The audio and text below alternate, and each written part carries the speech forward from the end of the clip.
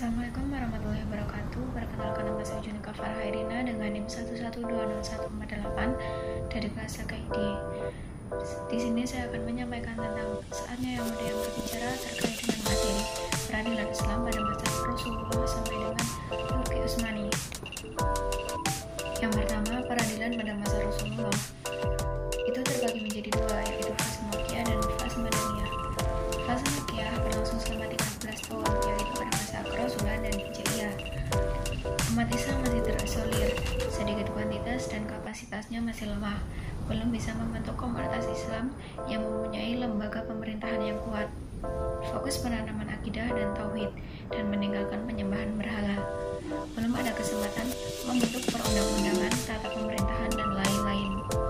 Surat Makkiyah tidak terdapat ayat hukum aktual atau amaliyah, akan tetapi banyak membahas persoalan doktrin teologi dan akidah. Yang kedua, tentang fase Madaniyah, berlangsung dari Muhammad hijrah sampai dengan Nabi Muhammad wafat. Islam sudah kuat dan kuantitas umat Islam sudah banyak dan telah mempunyai tata pemerintahan, sehingga media dakwah berlangsung secara aman dan damai. Perlu adanya tasyri dan pembentukan perundang-undangan yang mengatur hubungan antara individu dengan satu bangsa dengan bangsa yang lain. Mulai disyariatkan hukum pernikahan, perceraian, warisan, perjanjian, hutang piutang, dan lain-lain. Surat Madaniyah banyak memuat tentang ayat hukum. Para Rasulullah dikarunia sifat masum, yaitu terjaga dari segala perbuatan maksiat, dan peran lainnya yaitu legislatif atau sulhah tasyri'iyah, yaitu sumber-sumber hukum dari segala hukum dan tata aturan, bahkan segala perbuatan dan ucapan Rasulullah yang diposisikan sebagai sumber legislasi yang harus ditaati. Yang kedua, tentang peran eksekutif atau sulhah tanzifiyah, yaitu Rasulullah juga sebagai pelaksana dalam menegakkan hukum Allah. Yudikatif atau sulhah qada'iyah, yaitu menegakkan hak keadilan dan pemeliharaan hak masyarakat yang terkadang mengalami perselisihan atau persengketaan. Dalam peradilan masa Rasulullah terdapat Piagam Madinah, yaitu undang-undang tertulis yang memiliki muatan yang mengatur hubungan sosial politik masyarakat di Madinah, di mana satu pasal menegaskan bahwa kewajiban unsur-unsur anggota masyarakat tersebut, khususnya dari kalangan Muslim, untuk saling bertanggung jawab terhadap keamanan umat di Madinah. Teks Piagam Madinah disebutkan bahwa masing-masing orang mukmin bertanggung jawab atas kejahatan yang terjadi di sekitarnya, meskipun hal itu dilakukan oleh anaknya sendiri. Kewenangan atau kompetensi peradilan. Otoritas yurisdiksi hanya dimiliki Rasulullah. Kitab pedoman yaitu Al-Quran dan ijtihad Rasul atau pengilhaman. Proses peradilan berlangsung sederhana dan bersifat fatwa dengan model tanya jawab dan tetap menjunjung tinggi nilai keadilan. Pendelegasian tugas yudikatif, yaitu Rasulullah mengutus sahabatnya menjadi penguasa daerah tertentu sekaligus memberi wewenang bertindak sebagai hakim untuk mengadili sengketa di antara warga masyarakat.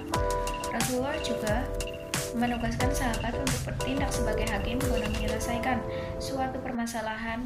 Hal ini dilakukan biasanya atas perkara tertentu saja.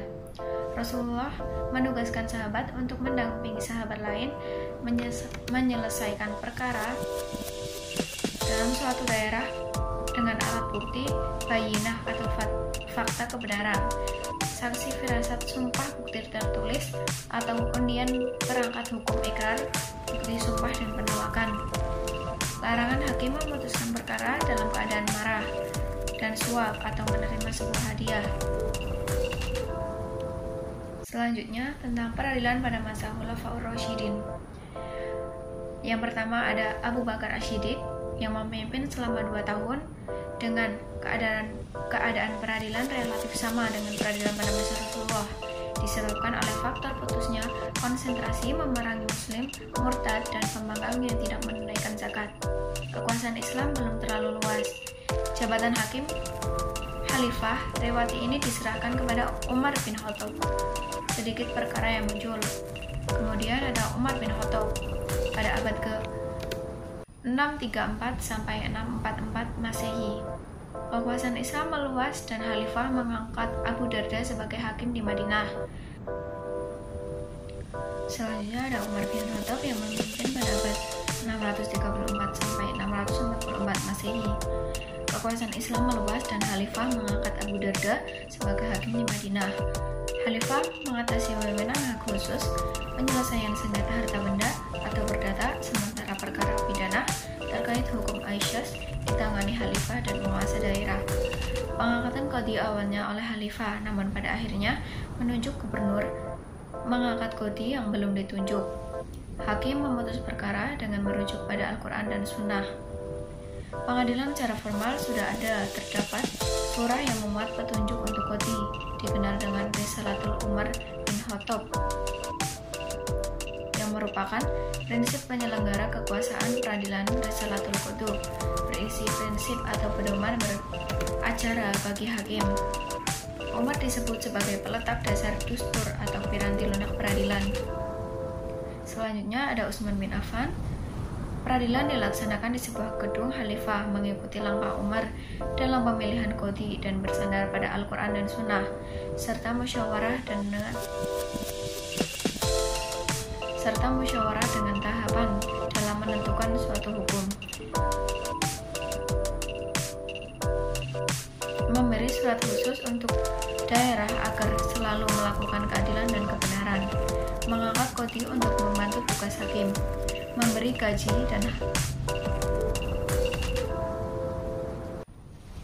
gaji untuk hakim dan stafnya dari Baitul Mal.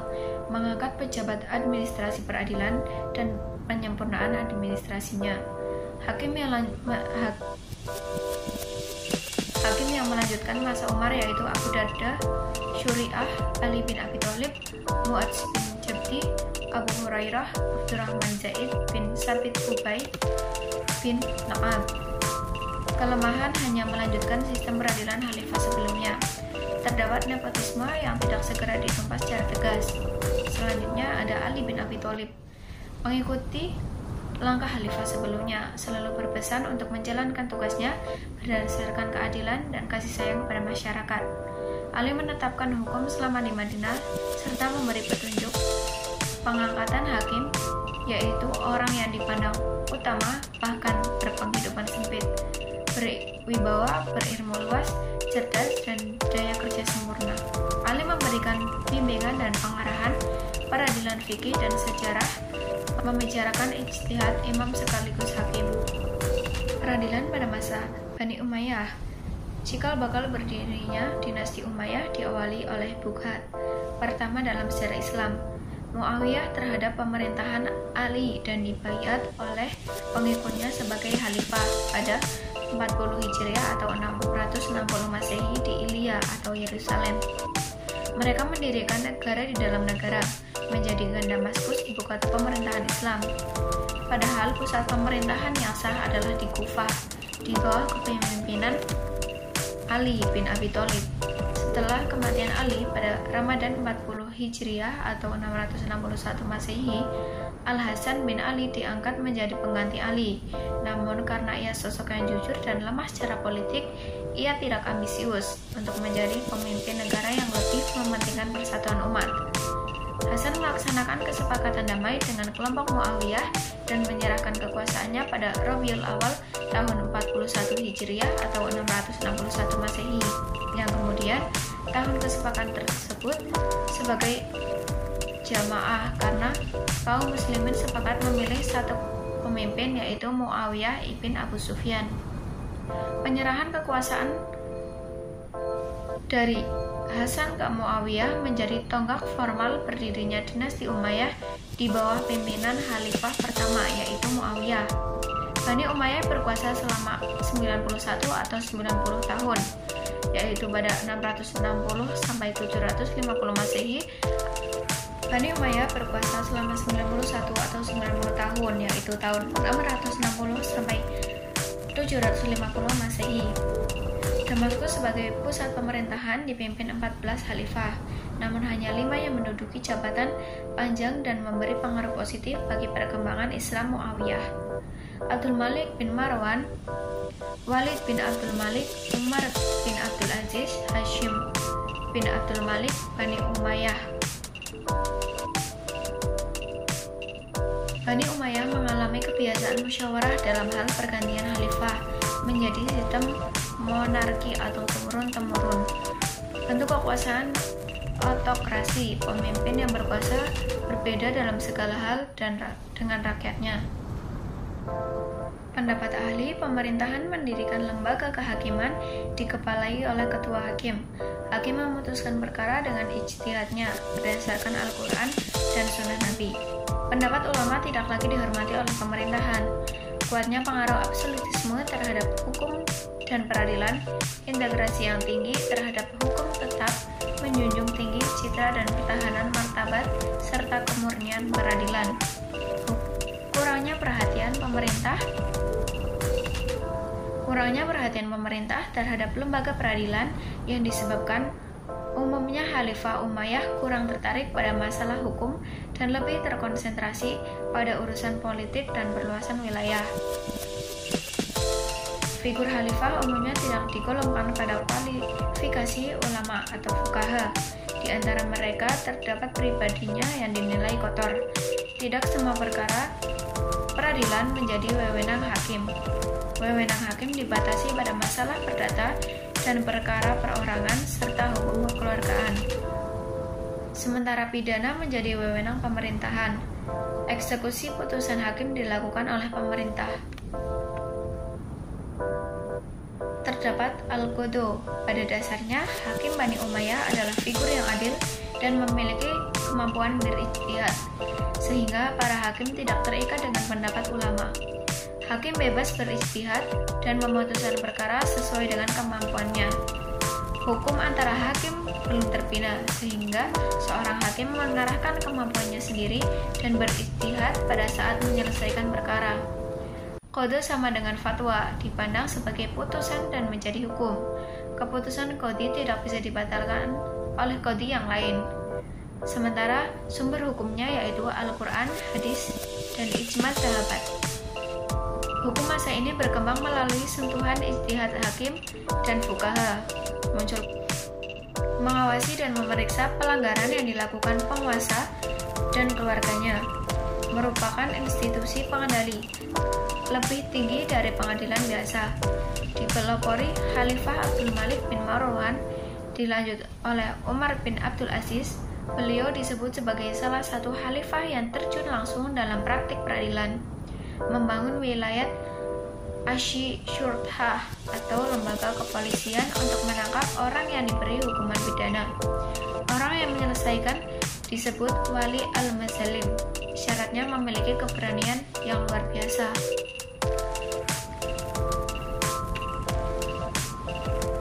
Selanjutnya ada wilayat al-hisbah, yakni lembaga keagamaan yang merupakan peradilan moral yang mengawasi dan memeriksa pelanggaran yang dilakukan oleh rakyat.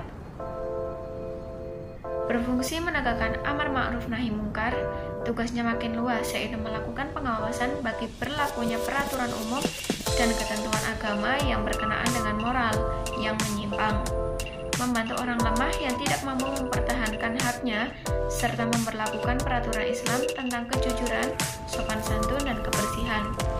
Muhtasib bertindak sebagai pengawas perdagangan di pasar, memeriksa takaran dan timbangan, mengawasi perjudian, seks, busana tidak layak di tempat umum. Ciri khasnya yaitu hakim memutuskan perkara menurut ijtihadnya atau ijma'. Rujukannya utama adalah Al-Quran dan Sunnah. Lembaga peradilan belum dipengaruhi penguasa dan kepentingan politik. Hakim memiliki hak otonom karena khalifah tidak melibatkan dirinya menjadi hakim. Putusan tidak hanya berlaku untuk rakyat biasa, tetapi juga untuk penguasa. Khalifah selalu mengawasi gerak-gerik hakim dan mencatat yang menyeleweng. Qadhi diangkat oleh khalifah. Bentuk hukumannya yaitu berupa denda, penjara, pemotongan anggota tubuh, dan hukuman mati. Sekretaris Biro Registrasi yaitu membuat atau menyimpan salinan dokumen sebelum stempel dan dikirimkan. Masa Abdul Malik dibangun gedung arsip negara di Damaskus. Masa Khalifah Umar melakukan transformasi peradilan besar-besaran, yaitu wilayat al-mazalim atau tipikor, yaitu penegakan supremasi hukum, manajemen penjara, perbaikan keadaan narapidana. Umar menegakkan keadilan terhadap siapa saja. Struktur dan pola peradilan secara struktur terjadi pemekaran yang disebabkan luasnya kekuasaan Umayyah, yaitu meliputi Cina, Asia Tengah, Jazirah Arab, Afrika Utara, dan Perancis Selatan. Keputusan hudud dan kisos menyebabkan hilangnya nyawa dieksekusi gubernur dan merujuk kepada Umar. Sedangkan Umar terkenal adil. Hakimnya yaitu Usaid bin Hudair, Yahya bin Yahya, Umar bin Abdul Aziz, dan Salim bin Atas. Selanjutnya ada peradilan pada masa Bani Abbasiyah. Kekhalifahan Abbasiyah atau Al-Khilafah Al-Abbasiyah adalah kekhalifahan kedua Islam yang berkuasa di Baghdad atau Irak. Khalifah ini berkembang pesat dan menjadikan dunia Islam sebagai pusat pengetahuan dengan menerjemahkan dan melanjutkan tradisi keilmuan Yunani dan Persia. Kekhalifahan ini berkuasa setelah merebut dari Bani Umayyah dan menundukkan semua wilayahnya kecuali di Andalusia. Dinasti Abbasiyah didirikan oleh Abdullah al-Safa'ah ibn Muhammad ibn Ali bin Abdullah ibn Abbas. Kekuasaannya berlangsung dalam rentang waktu 132 Hijriah atau 750 Masehi sampai dengan 656 atau sama dengan 1258 Masehi. Selama dinasti ini berkuasa, pola pemerintahan yang diterapkan berbeda sesuai dengan perubahan politik, sosial, dan budaya. Pakar sejarah kebudayaan Islam membagi Daulah Abbasiyah menjadi 4 periode, yaitu masa Abbasiyah 1, yaitu lahirnya Daulah Abbasiyah, yaitu pada 132 Hijriah sampai dengan 750 Masehi, sampai dengan meninggalnya Khalifah Al-Watsid, yaitu 232 Hijriah sampai 847 Masehi.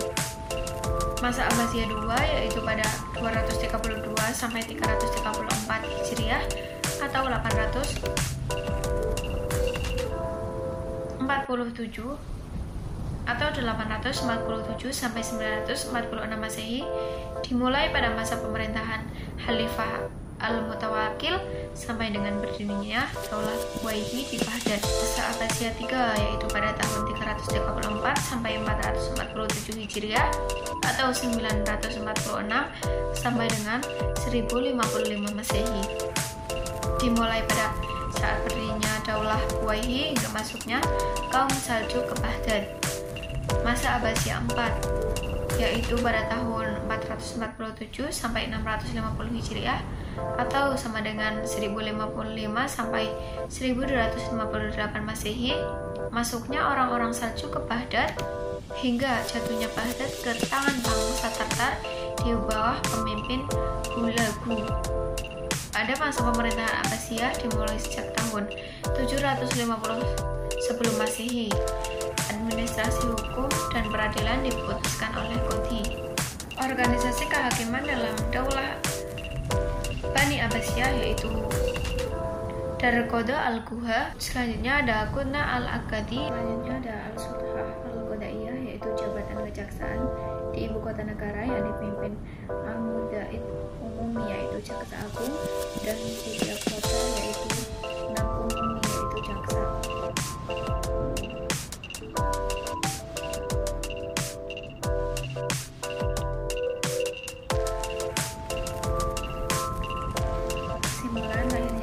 Kedudukan Qadhi al-Qudat, lembaga berhak mengangkat dan melakukan pengawasan terhadap tugas hakim.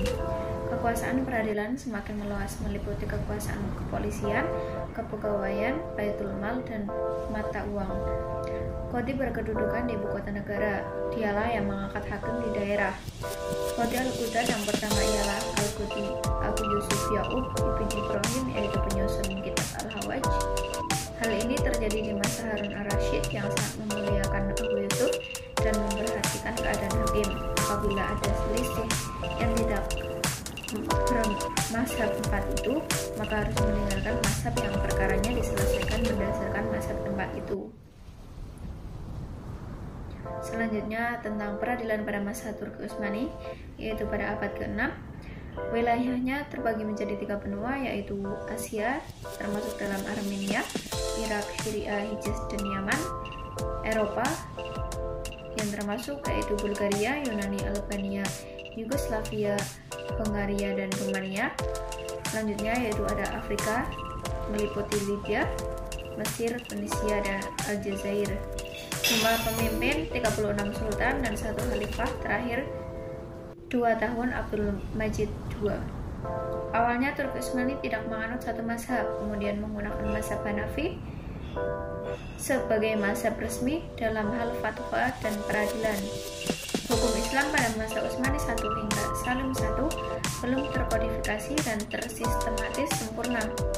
Selanjutnya, peradilan Islamnya yaitu terobosan dimulai oleh Sulaiman I, the Lawgiver, pada upaya kodifikasi dan legislasi atau taknim seiring meluasnya wilayah di Eropa.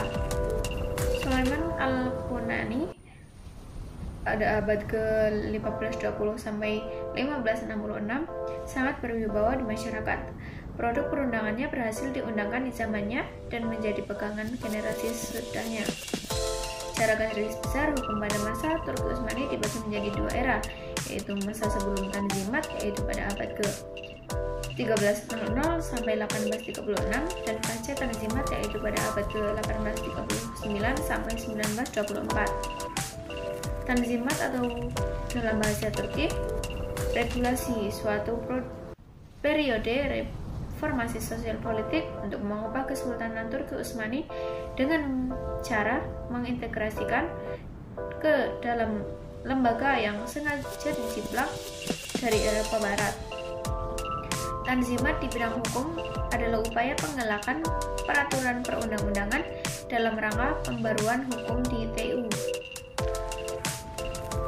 Selanjutnya tentang kodifikasi hukum perdata, menetapkan mazhab Hanafi sebagai mazhab resmi negara dilakukan sejak penerimaan Sultan Salim I.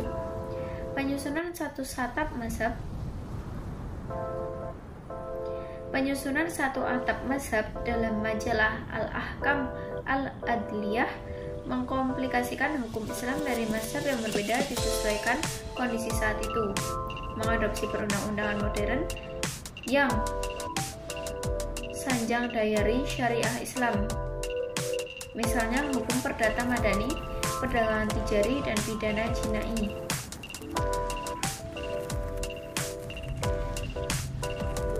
Selanjutnya tentang kendala kodifikasi sumber tasyri' Islam, ada kekhawatiran para mujahid dalam mengimplementasikan sumber tasyri', yaitu Al-Quran dan hadis, jika hasil interpretasi tersebut salah, tidak sesuai dengan tuntutan syar'i. Kebebasan berijtihad, selain berijtihad adalah sebuah keniscayaan, beranggapan jika hasil ijtihad telah dikodifikasikan, berarti tidak lagi menerima ijtihad lain, padahal perubahan hukum mengikuti perubahan zaman. Pada masa Tanzimat dipimpin oleh seorang sultan yang memiliki kekuasaan temporal atau duniawi, yang bertugas memerintah negara, dan kekuasaan spiritual rohani atau khalifah yang bertugas menyiarkan dan membela Islam. Bentuk peradilannya al-juz'iyat atau mahkamah biasa atau rendah, mahkamah al-istinaf atau mahkamah banding, mahkamah al-tamyiz, al-naqd wa al-ibram yaitu mahkamah tinggi, dan mahkamah al-istinaf al-ulia yaitu mahkamah agung. Masa Tanzimat yaitu pada masa pemerintahan Sultan Mahmud II pada abad ke-19, diantaranya menggabungkan 2 kekuasaan sultan, yakni pemimpin duniawi dan spiritual. Kekuasaan yudikatif Sadrazam juga dialihkan kepada Syekh al-Islam. Syekh al-Islam diberikan wewenang untuk mengurus permasalahan yang berkenaan dengan syariat Islam. Dibentuknya Mahkamah al-Nizamiyah yang terdiri atas Qadha al-Madani yaitu peradilan perdata dan Qadha syar'i yaitu peradilan agama. Penyingkiran Islam oleh pemerintahan Turki salah satunya tercermin dalam penghapusan kalimat agama negeri Turki adalah Islam yang semula terdapat pada pasal 2 konstitusi negara. Pasca Tanzimat yaitu sumber hukum yang dipegang tidak hanya terbatas pada syariat Islam, tetapi diambil dari hukum barat. Mahkamah tawaif atau kode al-mili, peradilan untuk suatu kelompok agama tertentu yang sumbernya dari agama tersebut. Kode al-kansoli, peradilan untuk warga negara asing dengan sumber undang-undang orang asing tersebut. Kode mahkamah pidana bersumber dari undang-undang Eropa. Selanjutnya, kode mahkamah al-hukuk mengadili perkara perdata yang bersumber dari majalah al-ahkam al-adiyah. Selanjutnya, majelis al-syarif mengadili perkara khusus masalah keluarga yang bersumber dari fikih Islam. Lembaga peradilan masa TU juga dirubah. Kritikan dari cendekiawan Islam kerajaan Utsmani pada pembaruan syariat tidak lagi dihargai, bahkan dilanggar. Tokoh nasionalisme Mustafa Kemal Atatürk dengan ide westernisme, sekularisme, nasionalisme tahun 1925 memproklamirkan Turki sekuler, hukum syariat dan adat dihapuskan diganti dengan hukum barat. Sejalan dengan perkembangan peradilan, karena hakim yang semestinya menjadi benteng terakhir penegakan hukum Islam dan beristihad sudah tidak berarti lagi. Gerakan Tanzimat berakhir dengan wafatnya Ali Pasha pada 1871. Setelah gerakan Tanzimat muncul gerakan yang dapat dikategorikan pada 3 masa, yakni Utsmani Muda, Turki Muda, dan Mustafa Kemal. Demikian penjelasan saya. Wassalamualaikum warahmatullahi wabarakatuh.